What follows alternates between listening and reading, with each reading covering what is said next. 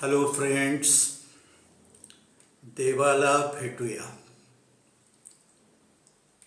परमेश्वर आहे का? आहे. परमेश्वर नाही का? नाही. परमेश्वर आहेही आणि नाहीही. बरोबर आहे. या प्रत्येक प्रश्नाचं उत्तर मी तुम्हाला बरोबर आहे असं म्हटलेलं आहे. आपण निघालो आहोत देवाला भेटायला.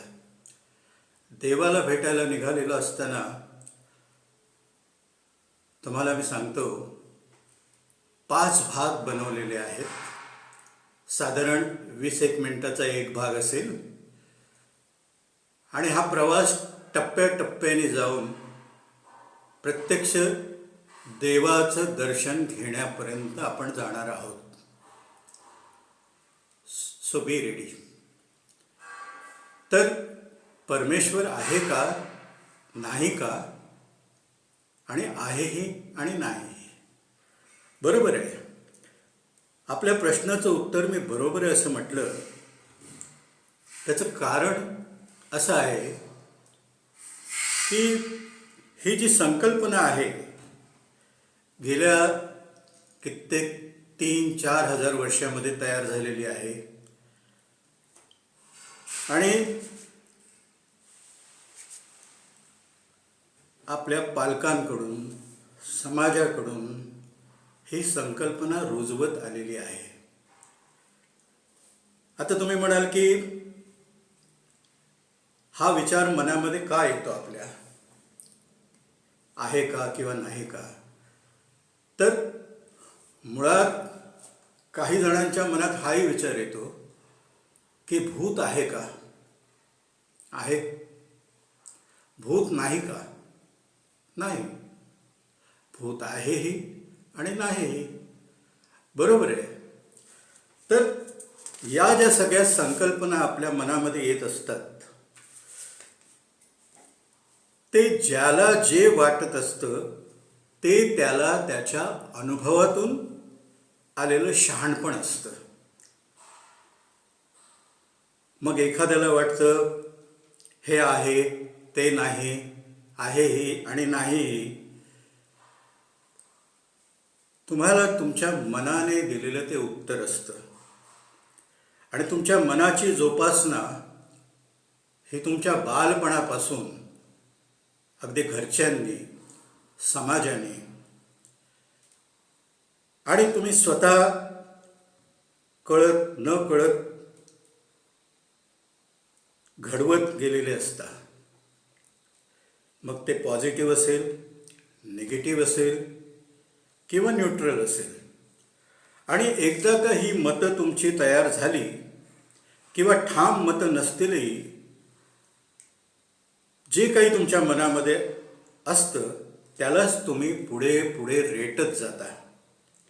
कधी कधी एखाद्या व्यक्तीचे किंवा एखाद्या ठिकाणी वाचलेले किंवा पाहिलेले एखादी गोष्ट मनामध्ये घर करून राहते. तुमच्या मनामध्ये चलबिचल होते. तुमच्या मनामध्ये जे विचार असतात त्याला ते फाटा देणारे विचार असतात आणि मग तुम्ही कळत न कळत त्या विचारांकडे वाहत जाता किंवा कळत न कळत त्या विचारांपासून दूर जाता. कारण एकतर तुम्हाला ते विचार आवडतात किंवा नाही आवडत किंवा ठीक आहे. साधारणपणे या 3 प्रकारामध्ये, या 3 कॅटेगरीजमध्ये आपली मतं आपण ठरवतो. हो, नाही किंवा तटस्थ. त्याच्या व्यतिरिक्तही बऱ्याच कॅटेगरीज असतात आणि त्यामध्ये मध्ये मध्ये अंशात्मक किंवा फ्रॅक्शनल फरक करत असतात. आणि म्हणूनच एका व्यक्तीचा अंगठा हा दुसऱ्या व्यक्तीच्या अंगठ्यासारखा असत नाही, जुळत नाही. त्यासाठी तुम्हाला थोडा निसर्गाचा विचार करावा लागेल. निसर्गाने जे आपल्याला निर्माण केलं आहे, मग तो मनुष्यच नाही तर हे जे पशु, पक्षी, झाडं, सजीव, निर्जीव, डोंगर, दऱ्या, या ब्रह्मांडामध्ये आपण जे जे पाहतो तर त्या सर्व गोष्टींमध्ये साम्य हे वरवरचं असतं. जरा डिटेलमध्ये गेलं तर त्यामध्ये फरक असतो. एका व्यक्तीच्या अंगठ्यासारखा दुसऱ्या व्यक्तीचा अंगठा असत नाही. एका झाडावरची पानं ही दुसऱ्या पानासारखी असतात असं नाही. पानासारखीच असतात, पण त्यांच्यात सूक्ष्मतम फरक असतो. हे वेगवेगळ्या आकाराची पानं असतात. आपण त्यांच्यात काही गोष्टीत साम्य आहे असं दाखवू शकतो आणि त्यातूनच आपण ओळखतो हे पिंपळाचं झाड आहे, हे आंब्याचं झाड आहे. एका डोंगरासारखा दुसरा डोंगर असत नाही. तर ही विविधता का आहे? कधी विचार केला? तर ही विविधता आपल्याला निसर्गाने दिलेली आहे आणि निसर्गाने दिलेली विविधता आहे. तिच्यामध्ये मनुष्याने कितीही प्रयत्न केला तरी त्यामध्ये साम्य आणू शकत नाही. प्रयत्न करूनही एखाद्या ठराविक गोष्टीमध्ये एखादी वेशभूषा किंवा एखादा विचार असेल किंवा एखादे ज्याला तुम्ही संस्कार म्हणता, आमच्यामध्ये हे आहे, आमच्यामध्ये ते नाही, तर या गोष्टी एकत्र आणून समाजातील काही लोकांना एका पद्धतीने वागायला तुम्ही लावू शकता, सांगू शकता किंवा मजबूर करू शकता. त्या पद्धतीने मग त्यांना वाटते की आम्ही सगळे एक आहोत. एक असतानाही, असं म्हणत असतानाही ते कधीही एक नसतात, कारण निसर्गाला ते मान्य नाही. कितीही विचार केला तरी माणसाचा विचार हा दुसऱ्या माणसाच्या विचारासारखा नसतो. थोडंफार साम्य असू शकेल, पण 100% मान्य असणारी गोष्ट निसर्गालाच मान्य नाही. म्हणजे निसर्गामध्ये त्या गोष्टीही आहेत, पण त्याला आपण अपवादात्मक असं म्हणतो. पण शेवटी एखाद्या गोष्टीतील साम्य आणणारी ठिकाणं शोधून काढायची ठरवली, नंतर मग त्यात कोणतं साम्य सर्वांमध्ये जास्त सारखं आहे हे शोधून काढतो आणि आपण मग त्याला मान्यता देतो की ही गोष्ट आपण सर्वांनी मानायला हवी. जसं या रस्त्याने गेलास तर तुला चांगलं होईल, या रस्त्याने गेलात तर तुझं वाईट होईल, या रस्त्याने गेलास तर तुझं काहीही होणार नाही. असे हे ठोकताळे असतात. ते आपल्या अनुभवातून आलेले असतात आणि समाजाने मान्यता दिलेले ठोकताळे असतात. आपले जीवन चाललेले असते आणि त्यामुळे कुठेसं या पद्धतीने रटाळ व्हायला लागतं आणि तुमच्या डोक्यामध्ये विचार येतात, अरे परमेश्वर आहे का? परमेश्वर नाही का? परमेश्वर आहेही आणि नाहीही. बरोबर आहे.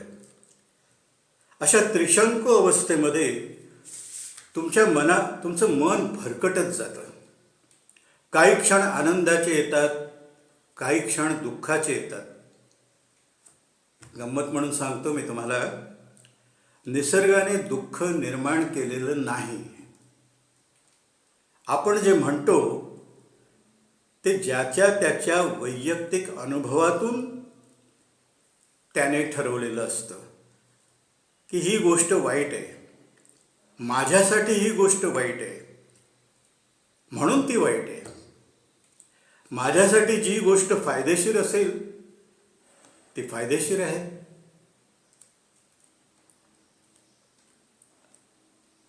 आपण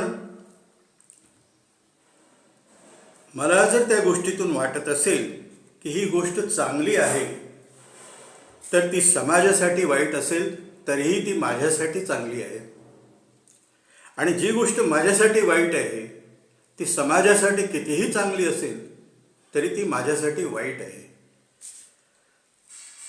तर मी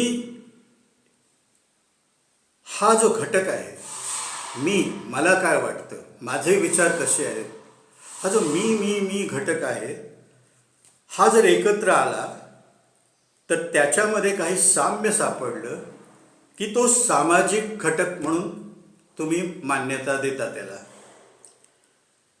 तरी पण ते फिक्स नाही आहे. सामाजिक मान्यता ही बदलत असते, ती फिक्स नाही.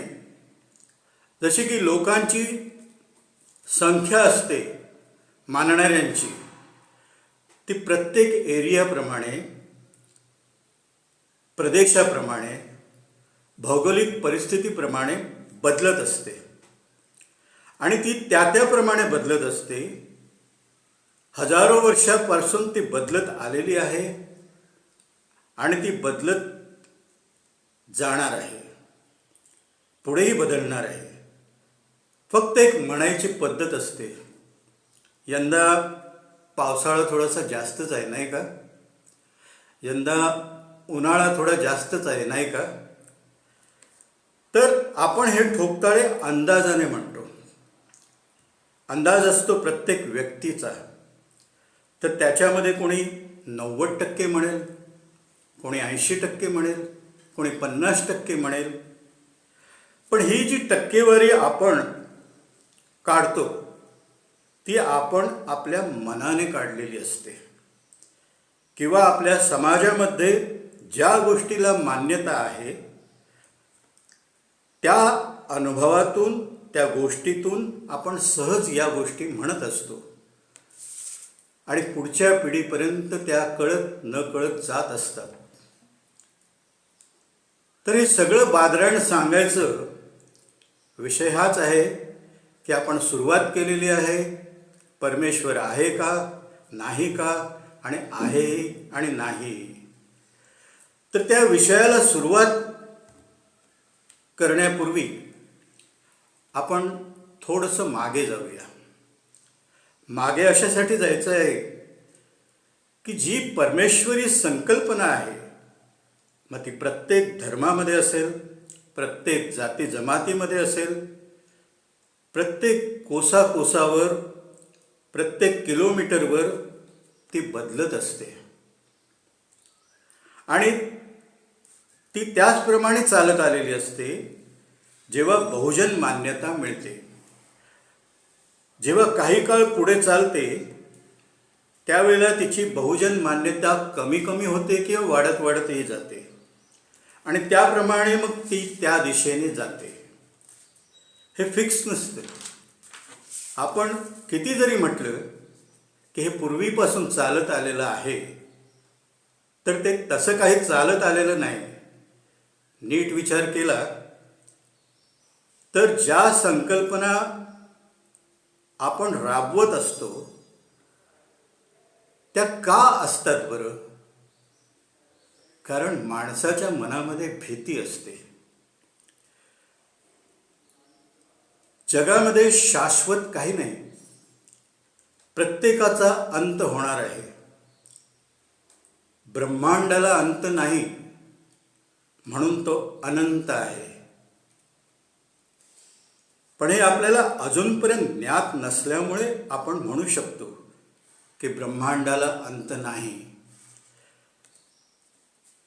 अंत म्हणजे त्याचा शेवट कुठे आहे हे शोधण्यासाठी वैज्ञानिक शास्त्रज्ञ प्रयत्नशील आहेत आणि त्यांना त्यात यशही येतंय, अपयशही येतंय, तरी ते पुढे पुढे पुढे पुढे जात असतात. तर माणसाचा जन्म कसा झाला, कुठे झाला, याचा तुम्ही कधी विचार केलाय? टप्प्याटप्प्यामध्ये या सर्व प्रश्नांची उत्तरं मिळतील आणि ती उत्तरं मिळाली म्हणजे सर्व काही मिळालं असं नाही. मी तुम्हाला सांगितलं त्याप्रमाणे ज्याच्या त्याच्या मनामध्ये त्याला वाटत असणारं उत्तर तो तयार करत असतो. जे मनामध्ये तयार होतं ते बदलत नाही, बदलतं किंवा आहे तसंच राहतं. साधारण या 3 प्रकारामध्ये माणूस त्याचे डिव्हिजन करतो. पण निसर्गाने अनेक प्रकार केलेले आहेत. ती विविधता आहे आणि शेवटी त्या विविधतेला तोंड देता देता माणूस मरायला येतो. तेव्हा तो म्हणतो की बाबा हे जीवन काय आहे मला कळलं नाही, हे लाईफ मला कळलंच नाही. पण मला का कळलं नाही असं का म्हणतो तो? कारण तो सतत आपल्या मनाशी विचार करत असतो. हे योग्य आहे की अयोग्य आहे की दोन्हीही नाही. अयोग्य किंवा योग्य हे कोण ठरवत असतं? ते प्रत्येक व्यक्ती ठरवत असते. आणि ती प्रत्येक व्यक्ती ठरवत असताना ज्या विचारांना सामाजिक मान्यता मिळते त्या विचारांना आपण पुढे पुढे रेटत जातो. ते योग्य की अयोग्य याचा विचार करत नाही. सामाजिक मान्यता आहे ते ओझं आपण डोक्यावर घेतो आणि पिढ्यानं पिढ्या मिळालेला आहे, परंपरेने मिळालेला आहे असं समजून पुढे पुढे निघत जातो. या एका विचाराचा यामध्ये जे सामाजिक धक्का देणारे काही विचार एखादा युगपुरुष सांगतो त्यावेळेला मन चलबिचल होतं. ते नवीन विचार तो ॲक्सेप्ट करतो, कधी तो ॲक्सेप्ट करत नाही. आणि हा जो परंपरेला छेद देणारा विचार असतो ते करणारी व्यक्ती समाजाला सांगत नाही किंवा सामाजिक परिवर्तन होत नाही तोपर्यंत आपण त्या परंपरा ओढत असतो. काही जण दुसऱ्या परंपरेत शिरतात, काही जण तिसऱ्या परंपरेत शिरतात. आणि आताचं जे युग आहे ते सोशल मीडिया, बातम्या, इंटरनेट अशा फास्ट पद्धतीने विचार लोकांपर्यंत पोचवत आहे. तुमच्या मनावरती आघात करत असतात आणि त्यातून नवीन नवीन विचार ते तयार करत असतात. तर परमेश्वर आहे की नाही, की आहेही आणि नाहीही, यासाठी आपल्याला थोडंसं मागे जावं लागेल. थोडंसं नाही, चांगलंच मागे जावं लागेल. त्याचं कारण असं आहे, हे ब्रह्मांड कधी निर्माण झालं आपल्याला माहीत आहे का? आपण मान्य करतो परमेश्वराने निर्माण केलेलं आहे हे, किंवा याने हे निर्माण केलंय, याने ते निर्माण केलंय, ठीक आहे. तरी पण हे ब्रह्मांड जे दिसतंय ते कसं निर्माण झालं असेल? जे नाही दिसत आहे तेही ब्रह्मांड आहे. वैज्ञानिकांनी, शास्त्रज्ञांनी जेव्हा याच्यावर खूप वर्षापासून संशोधन केलं तेव्हा त्यांनी एक गणित मांडलं. साधारण 1400 कोटी वर्षापूर्वी, किती? 1400 कोटी वर्षापूर्वी हे ब्रह्मांड निर्माण झाले.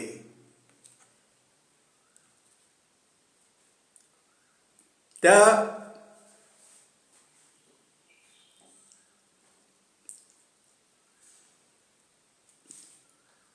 आता हे ब्रह्मांड 1400 कोटी वर्षापूर्वी निर्माण झालं.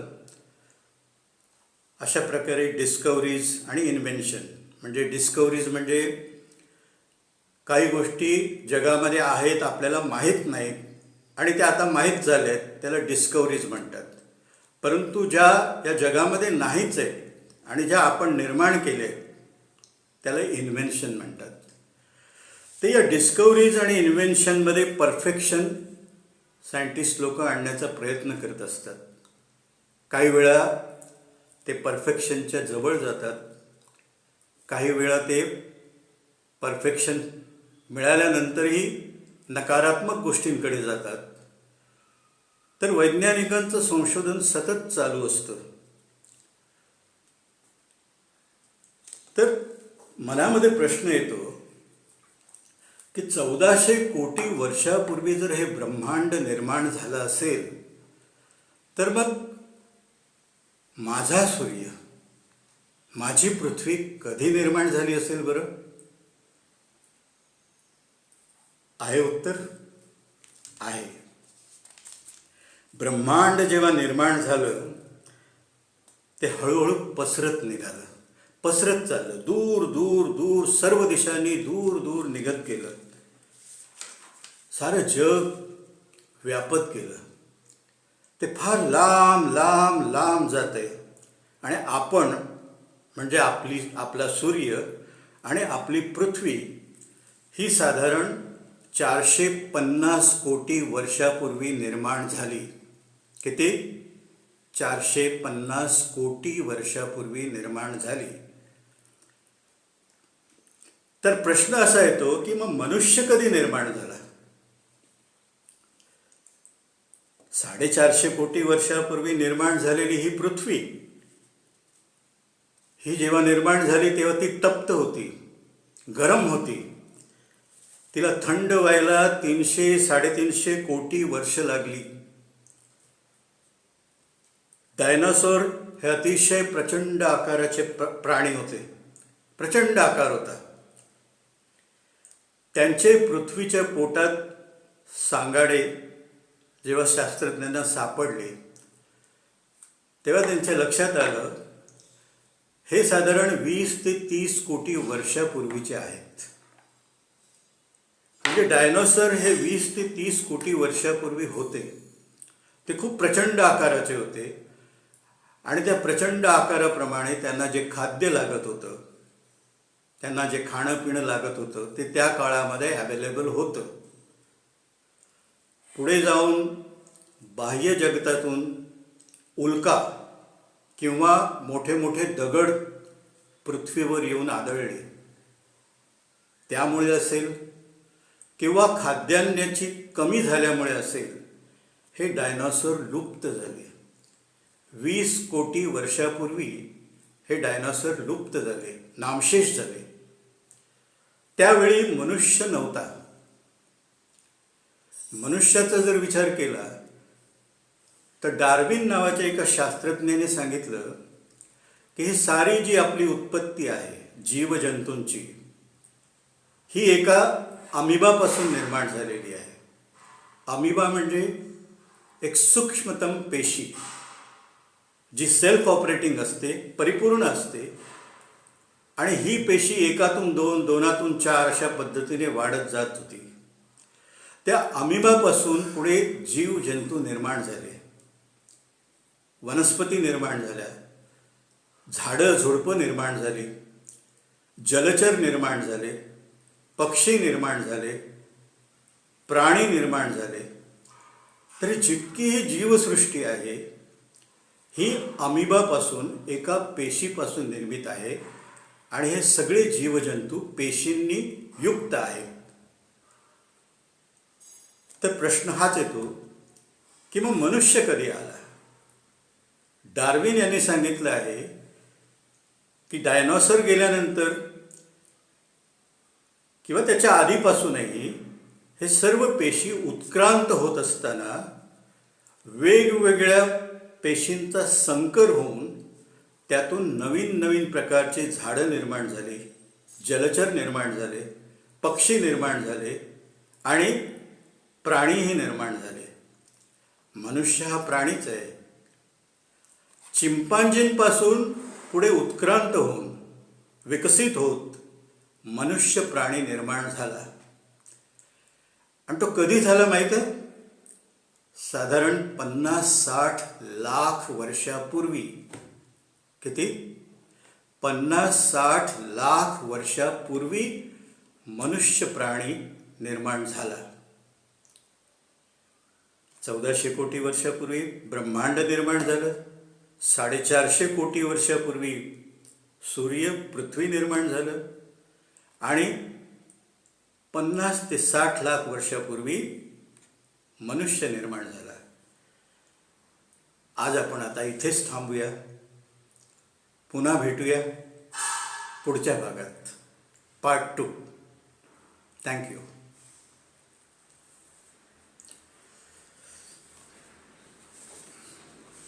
हां सर. झालं? स्टॉप. तो कट करते. तुम्ही जे नंतर केलं ना काय? कट करता येईल.